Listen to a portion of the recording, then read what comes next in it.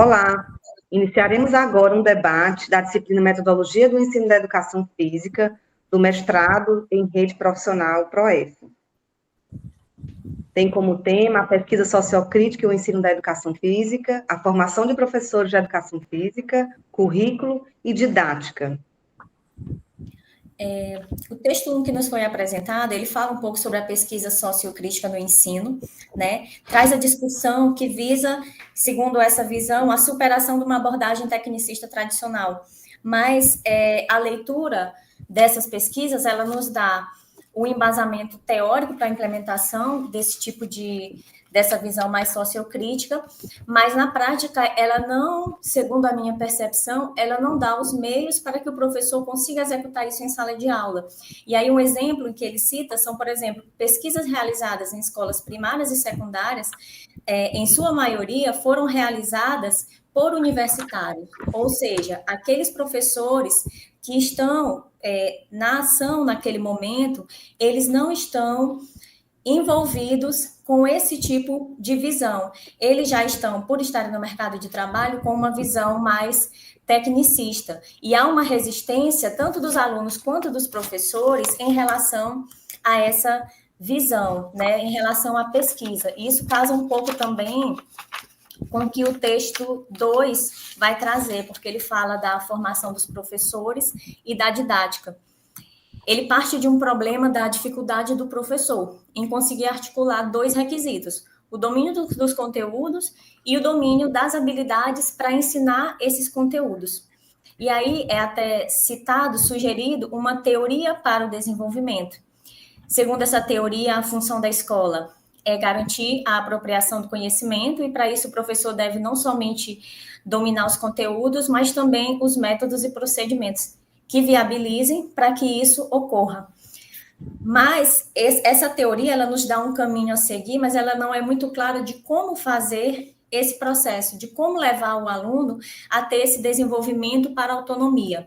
Então, ele nos dá um caminho teórico, mas ele não traz com clareza que caminho seria esse. E o terceiro texto, ele traz um pouco sobre as finalidades educativas escolares e a escola socialmente justa. Ele discute essa necessidade de uma educação socialmente justa que considere toda a diversidade existente na sociedade e na escola. E ele aborda a possibilidade de um currículo mínimo comum que atenda essa equidade. Quando a gente fala de currículo mínimo comum, a gente não pode deixar de citar a BNCC, que é um documento norteador, mas, segundo a minha percepção, é um documento muito engessado, principalmente se a gente pensa em diversidade. E por mais que ele seja passível de adaptações, eu não creio que essas adaptações elas sejam suficientes para abranger realmente toda a diversidade que há numa escola, que há numa região. Então, o texto, ele critica o fato de que, por vezes, a supervalorização desses aspectos da diversidade também, em detrimento dos conteúdos que são voltados para os resultados, que seria o ambiente de trabalho, realmente o mercado de trabalho para esses alunos.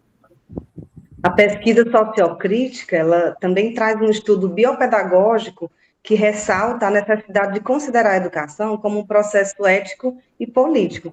Segundo Freire, ela nunca é neutra, né? Então, na prática, isso sugere que a educação é sempre carregada de valores, ideologias, conteúdos e práticas educacionais refletem esses valores, essas crenças e esses interesses específicos, né, que podem promover ou questionar as relações de poder existentes na sociedade. Trazendo para a nossa realidade, nós podemos imaginar uma aula de capoeira que não aborda, né, o período da escravidão no Brasil, por exemplo.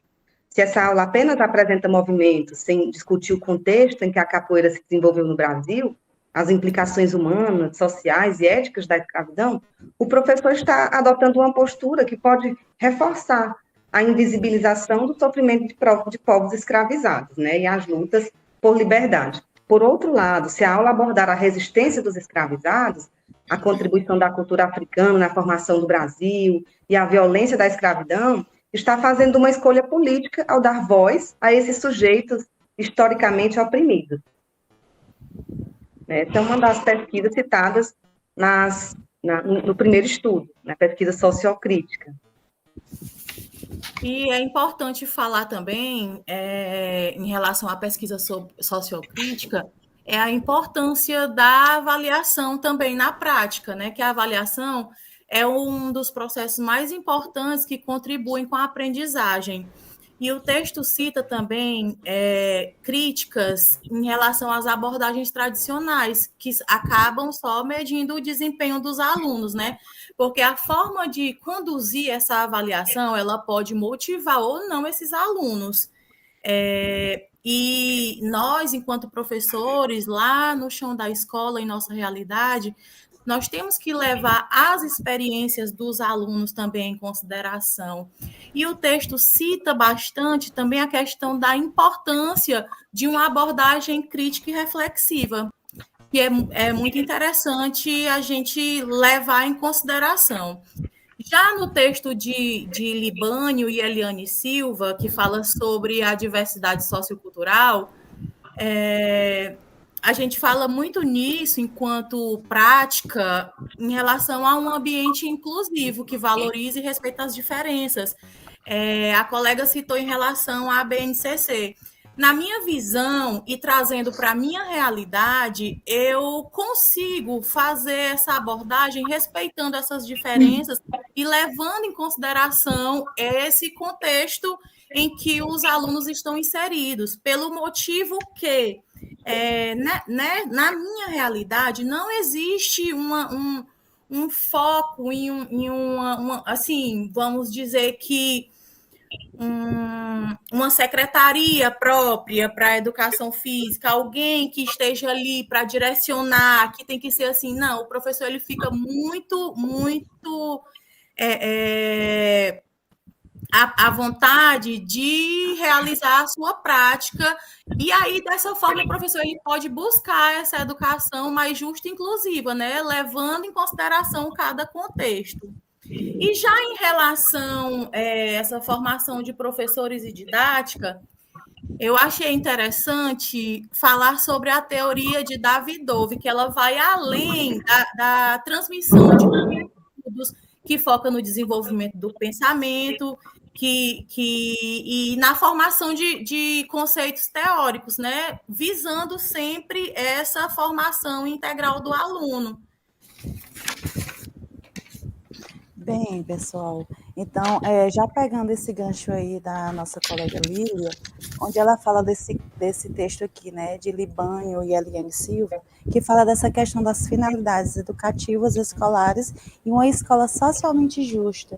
E aí, quando a gente pensa o que de fato é justo, se a gente for pensar dentro dessa questão, dessa diversidade sociocultural que existe, se a escola realmente ela vai ser justa, como é que a gente pode observar esses objetivos para trabalhar dentro dessa definição do que é uma finalidade educativa justa, né? Então, eu até grifei aqui no texto, que eu achei muito interessante, até trazendo um pouquinho para a minha realidade, onde ele fala que as ações socioeducativas de respeito à diversidade decorrentes da abordagem política representam, sem dúvida, um avanço social, tal como a atenção a pessoas com necessidades educativas especiais, a abordagem das diferenças de gênero, além dessas questões de educação sexual, atenção às minorias sociais, étnicas e culturais.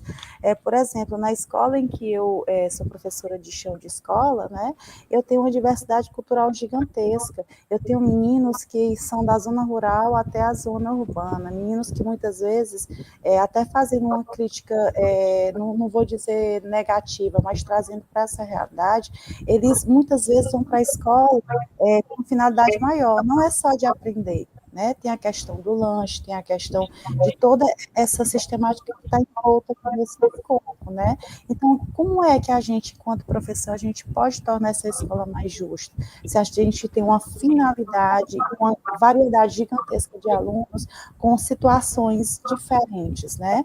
E aí eu gostei bastante porque ele falou aqui que a população que se inclui na categoria de grupos mais desfavorecidos, ela não é a minoria, mas sim a maioria. Então, se tratando da escola pública, o atendimento à diversidade, ele não consiste, em primeiro lugar, em melhorar a situação das minorias étnicas do cotidiano escolar e na sala de aula, mas em contemplar essa melhoria em relação à diversidade de todos os alunos em suas condições.